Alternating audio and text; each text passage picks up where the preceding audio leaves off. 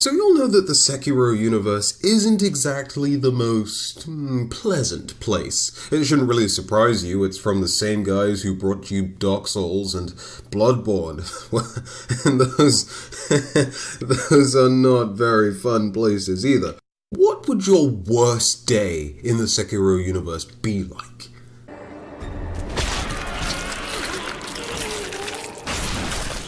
Just to go over some of the backstory and, well, the story generally, it's the 16th century. Japan is reaching the end of its Sengoku period, one of the bloodiest and most violent times in the country's history.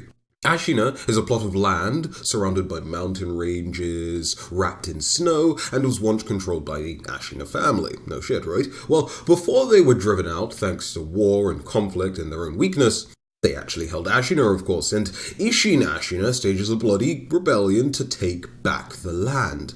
These conflicts take their toll on people, but none more so necessarily than orphans. Certain nice ninja guys decide to adopt these lovely orphans, or at least save them from their immediate predicaments. One of these ninja was Bushi of Aratera, or the orangutan.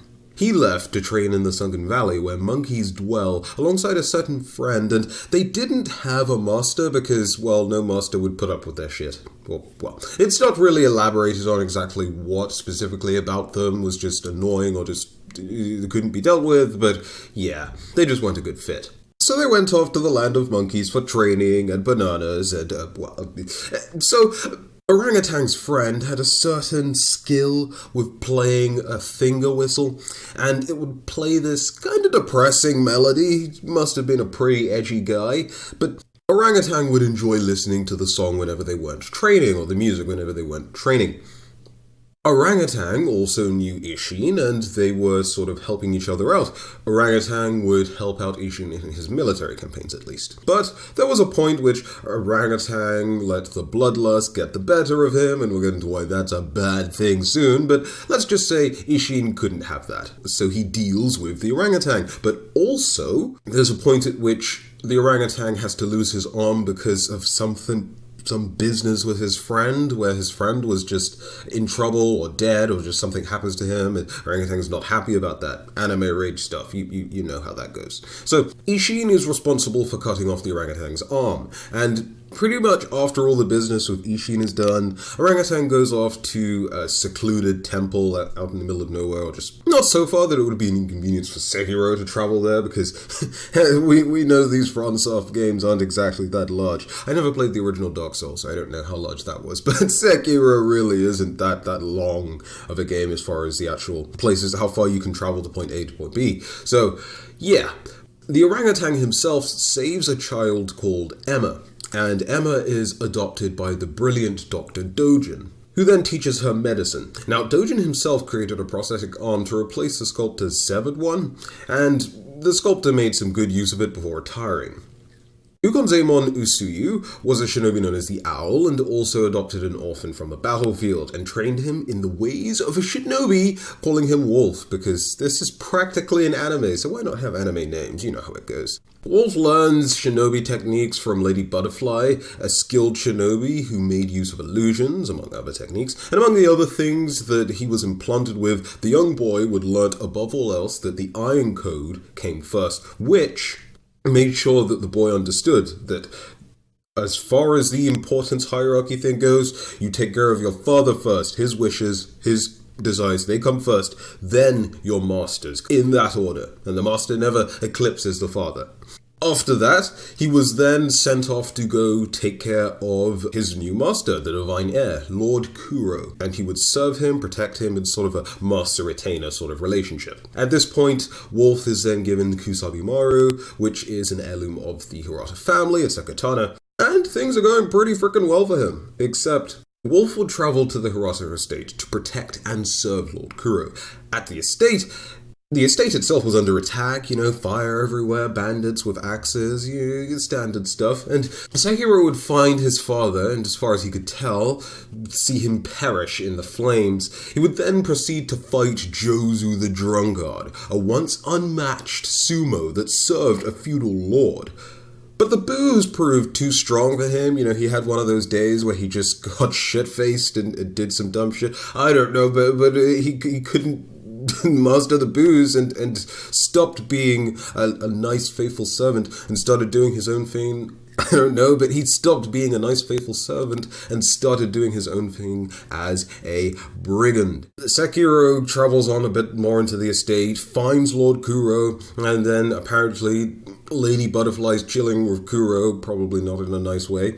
And then Sekiro ends up battling Lady Butterfly. Butterfly is, of course, defeated. Sekiro is stabbed in the back by the owl, because the owl's dickhead, and left in this burning building, but Lord Kuro saves Sekiro's life, and the two escape. Sekiro himself has no recollection of these events at the current point in the story. So 20 years after all of that fighting nonsense with Ishin's coup, Wolf would lose both the owl and Lord Kuro, as well as everything else pretty much, including Kusabi Maru, which is kind of sad. And he's just wasting away in some well near Ashina Castle. Lady Emma soon drops a letter into the well, explaining to Sekiro that he pretty much has to go and do stuff now. Sekiro doesn't even question this, he pretty much just goes ahead and just does it. It's almost like FromSoft just couldn't get away from having their main character say almost nothing, so they just had Sekiro be this almost stoic, edgy guy that is a man of few words, which is fine. I guess it's different from having your character say absolutely nothing, but hey, it is what it is.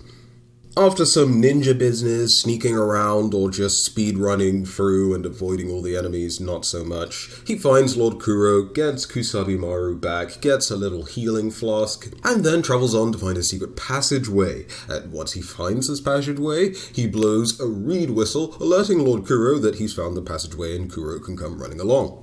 Now, they go through to the moon tower together. Commander Genichiro is standing there like a bit of a douchebag, just waiting for them, I suppose. And he also has some Tengu hiding around. One thing leads to another. Sekiro and Genichiro do battle. Genichiro either in fair combat cuts off Sekiro's hand because he's a cunt. He sort of has a Tengu distract Sekiro, and Sekiro's a dumbass. When he comes to, he's separated from Kuro again, so he's a really bad childminder person. I don't know what those are called in the rest of the world, but pretty bad at looking after this child. And also lost his arm. Not his sword fighting arm, which is a... Sekiro loses his arm, gets the prosthetic arm from the orangutan. The orangutan makes sure that he's pretty much just not dead, and then Sekiro goes back off to chase after Genichiro, slaughters his men, heads off to the castle, confronts Genichiro at the top of the castle, actually beats Genichiro, kills him, discovers that Genichiro really doesn't give a fuck about anything, and he uses the rejuvenating waters to bring himself back to life because, well, as we've already established at this point, Genichiro is a bit of a cunt. So Genichiro then runs away, like a cunt, and you are then reunited with both Lady Emma and discover that Lady Emma is the one who left the note in the well, but you don't really question this because the Sekiro really doesn't give a shit, apparently. Lord Kuro, you see him again. You both decide that you're going to go off and do this plan of immortal severance, which would strip Lord Kuro of his immortality. No more coming back to life, no more dragon rot, which is kind of like, almost like cancer, I suppose, or... some terrible disease that you don't want sort of deal. Let's just call it cancer. After talking with Kuro, you get a tip-off from Ishii and Ashina that you should go to Senpal Temple because the Mortal Blade is there and it might be able to slay those that are immortal. Or at the very least, it can defeat the infested according to the stories. And the infested are essentially people who can't die, they're immortal, and they might have creepy crawlies living in them. And according to rumors, you can cut off their heads, you can stab them through the heart, you can do all of this crazy crap to kill them, and they'll still survive. Sekiro gets to Senpal Temple, kills some monkeys, and then is transported to another sort of special child, a child of the rejuvenating waters. The crap that Genichiro used to not die. This child reveals the Mortal Blade to Sekiro. Sekiro picks up the Mortal Blade, tries to unsheath it, drops dead, comes back because Lord Kuro's got his back. Sekiro walks off with the blade, might take some rice with him, might not. Rice is kind of meh anyways, and then goes to talk to Lord Kuro. Lord Kuro tells him that he's been reading some books, and these books apparently lead them to the fragrant stone and the fragrant flower. Now, the fragrant flower is in this sunken valley and is pretty much guarded by a monkey who wants the flower so that he can have a mate. You know, standard normal life problems, right? Problem is, this ape is a bit of a cunt. So what he does is he has a couple of grab attacks, you know, he's a giant ape, so he can crush you to death, and in general, not the kind of thing you want to run into on your average day. But Sekiro is kind of cool and can deal with that sort of thing, so takes out one of his health bars, no problem. The thing stands back up. The sword that you used to behead it with is now in its hand, its head is in its hand, and apparently it's an apparition of some sort. And so, generally, this thing's a bit of a cunt, but not too much of a problem. So, moving past certain monkeys that are special in different ways for their own reasons, Sekiro then goes towards Mibu Village, and past Mibu Village is a bunch of apparitions and scary ghost-like people. So, he goes ahead and takes out the zombies and the ghost people to fight another apparition that is a monk ghost person. Kills the monk ghost person, gets to the fragrant stone, returns to Kuro, at which point the owl decides it's his time to shine and wants to attack Ashina Castle. And at this point, Sekiro has to make a choice. If Sekiro chooses to be a cunt and goes against the child, potentially wanting to kill the child or whatever the heck he wanted to do after betraying Kuro, the Lady Emma is like, no, fuck this bitch, you're not gonna touch the child. And then, after Sekiro destroys Emma, Ashina is like, dude, that's not cool. Stands up, tries to fight Sekiro, and Ishin is a bit of a cunt, but it's like one of those times where it's like, you have to face a cunt, but you kind of deserve to deal with the cunt because you yourself are being a cunt. That's the sort of situation the game sort of throws in your face. And after defeating Ishin Ashina, all of the cuntness from the world sort of is absorbed by Sekiro, and Sekiro becomes an uber cunt, or Shura, as Emma and Ishin cry out for the last half hour, or maybe 5 days, depending on how long it takes you to kill them. Now, the owl thinks that he's all safe, that he's pretty much got the world, and he's used you to get it pretty easily for him. But then Sekiro stabs him in the back, so that bloody didn't work out for him, did it? And then Sekiro goes on a killing spree and kills a bunch of people, and barely anyone survived. And the funny thing here, I suppose it's not really funny considering the topic, but does he kill Kuro in this ending? It's not necessarily clear. He had the means twice over. Not only did he have the regular mortal blade, but he had the black mortal blade of the underworld, hell, Yomi, whatever it is. So, does he kill Kuro? Questions.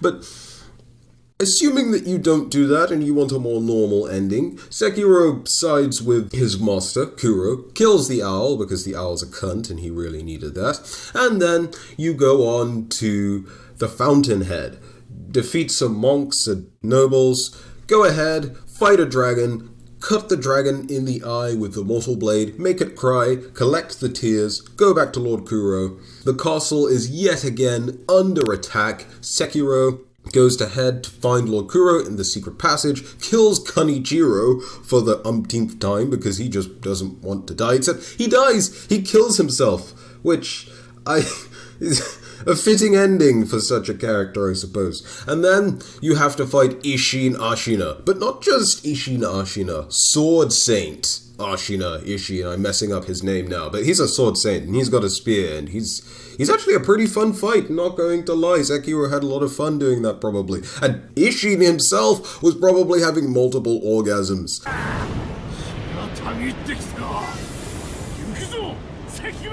Once Ishin is honorably defeated, Sekiro turns to Kuro, drives the mortal blade through his chest at Kuro's request. He's still a child, so I have to point that out. And then Sekiro goes ahead and replaces the sculptor's role, sculpting some sort of Buddhas. But we can't actually tell if he's sculpting happy Buddhas or if he's sculpting angry, wrathful Buddhas like the sculptor was. And then sort of relinquishes control of the prosthetic arm. Now, getting to our original topic here, your worst day in Sekiro. Well, I'm sure soldiers can be dicks for their own reasons. Perhaps they would have gotten a new sword that day, perhaps they'd be pissed, perhaps they'd be drunk, perhaps They just wouldn't like people, but would have joined the army for some reason and would just go around killing people secretly for the fun of it. Perhaps they'd be possessed by Shura. Either way, you could die by the blade of a soldier, or the gun, bullet thing of a soldier. Or perhaps even the fires of a soldier, because they have like fire rocket launcher style soldier, flamethrower soldier guys, for some reason. But yeah. Or a shinobi, because they're still people, so a shinobi could, for any reason, want to kill you. That could be fun. Or a monk. A monk, because these monks are no friggin' joke. They're like, you know those old kung fu movies? Or like Jackie Chan, those movies where he like fucks shit up and it just looks painful? You're like, glad I'm on the sofa watching this shit, not that guy. Well, in this situation, you'd be that guy. Or perhaps a poisonous gecko would decide to share some of its poison with you. Maybe a giant rooster would just fuck you the fuck up. Or maybe the giant serpent would say hello, because, you know, it was revered as a god for a frickin' reason. And it might not be the sharpest tool in the box, it might not be able to speak, so it might be like the underling god of the gods, but a god is a god, and it definitely has the size of a god, so it could crush you to death, it could eat you, it could skewer you on its teeth, it could possibly poison you. It could look at you and you'd shit your pants. So all of these things sound terrible. Then you have the apes, and they're kind of a mixed bag, because there are some with no weapons, but they're just really aggressive. They're just normal ape size, but if you have no weapons and an ape has no weapons, the ape's probably gonna win, unless you're like the mountain. Some of these apes can wear helmets. Some of these apes can use guns. Some are trained in using two swords at once and just cutting down foes that are like two swords the same length. Apparently it's really difficult to use two swords at the same length, so you have to use like a normal sized blade and then a shorter blade just so you don't like fuck yourself up or something. So these monkeys must be really freaking skilled if they can use two blades of the same size. That's not even taking into account the monstrous sized apes, right? Like the wife of the headless ape, or at least the mate of the helpless ape. Don't know if they were like husband or wife or whatever the deal was there. And speaking of that, then you could have a combination where you have a giant ape who wields a sword and is also an undying thing. So you'd need the mortal blade to take it out. Speaking of which, you can't hurt the infested, or, you know, you can't kill the infested unless you have something like a mortal blade, so your only options are to either disable them, and if you're fighting the giant fucking monkey, good damn luck with that, you're or letting it eat you, as someone might have done, because when you kill the giant ape, there's like a hand or some slender fingers in there that are partially digested, so clearly someone was a snack, or part of someone was a snack at the very least. So these monkeys don't fuck around. Nani? Let's say you even get your hands on the hidden mortal blades. If you try to sheath them, you die! Because you're not immortal, you probably haven't had a drink of the divine waters. And allegedly, if you do even take a drink from these divine waters, these rejuvenating waters rather, not divine waters, rejuvenating waters, you lose some of your humanity, or, you know, whatever the fuck happened to Genichiro will happen to you, and it didn't look like that guy had a fun time after he gets a spear or sword or whatever in the stomach from Sekiro, so yeah, no, not a good time. And then there are little, like, centipede guys, you know, not actual bugs, but little guys that crawl on all fours and have blades on their hand, just, like, attack you as if they're some sort of spastic donkeys or whatever, or just barrage you with an assault of just slappy attacks or whatever. I don't know why I said spastic donkeys, that's not very nice. Just spastic people. Then you have bigger than big crickets, you know. These crickets are far larger than the normal-sized bugs you'd see, so I'm sure most people right then and there are just done with Sekiro. I mean, I'm sure people would be done with Sekiro on seeing the giant centipedes that give people immortality, but giant crickets as well? Fuck that. I'm sure people are done with the game, are done with life at that point. And then you have men that are practically ogres, they're so big. They could crush you to death. We've already talked about how giant creatures, not a good mix for just you generally. Sumo dudes that for some reason are always drinking and can breathe fire, poison, or just strong booze, whatever the hell the middle sumo wrestler shoots at you, and can screw you over with swords as well, because if these guys need to carry swords, and they can do all that crap, and they're so big and all of that. That's really all you need to know about the universe. That you just fuck as a normal guy if you just step into the shoes of the universe or whatever. And then, if by some miracle all of those aforementioned guys don't kill you, and let's say, as an added bonus, that the ghost-like apparitions that also can't be killed by normal means don't kill you, I've more or less explained how they'd be able to fuck you. They pretty much use more or less normal means, except for Headless. Headless takes your asshole and pulls something out of your asshole. For the sake of just what I know about Japanese mythology, I'm just going to tell myself that it's a Shirikodama ball, even though he's not a kappa, but I'm just working with myself here. And he just pulls it out of your asshole, and then, I don't know what the fuck he does with that, but yeah. Safe BDSM? I suppose that's not safe. It does a shit ton of damage as well, so yeah, that's Headless. Fuck up your day for good, I suppose, if that ever happens to you. And then, some miracle, let's say, none of those things kill you, right? Well, perhaps part of the reason you survive is because you're actually fairly good at killing stuff, or you're just lucky when it comes to killing. And you start to acquire a taste for it. You start to become shooter. Well, before that shit happens, you're probably going to have a word from Emma, Sekiro, or motherfucking Ishin Ashina, the Sword Saint variant even. Let's not even go there. You'd have to be on a certain time period to even see that unless some fucked up shit happens in the story and I don't know, Sekiro dies and he's just walking around and he just fucking kills you or whatever, but yeah, he'll kill you. They'll all kill you in horrible ways. Well, maybe Emma would just stab you once. She seems like edgy enough to just do that. Sekiro just wants you dead as well. Ishin would probably have fun with you though, because I mean, well, yeah. And then there's one last tiny unfortunate thing about Shuro as well. It's the path to becoming a demon or a devil or Oni. And, well, if you want to look no further than the sculptor, that doesn't look like a fun thing to know about yourself. So, even if you don't necessarily find yourself dealing with the sculptor or a demon, right, there's Sekiro Shura. And Sekiro Shura seemed like he fucked shit up mercilessly just for the fun of it. So, at that point, you're just fucked. Have I said that enough this video? I don't know. Yeah. In trouble. So, yeah. That was your worst day, the worst possible day you could have in Sekiro. Pretty much outlined a possible day. Maybe I didn't. Maybe I was just talking about things that fuck you up. But, you know what? I'm sure you can piece together a terrible day you can have with all of those things in mind. So, if you enjoyed the video, go ahead, leave a like, and of course, subscribe to the channel for more content just like this. And, till the next video, have a very good day. I've been Prime.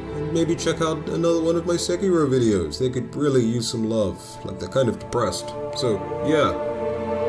Bye-bye.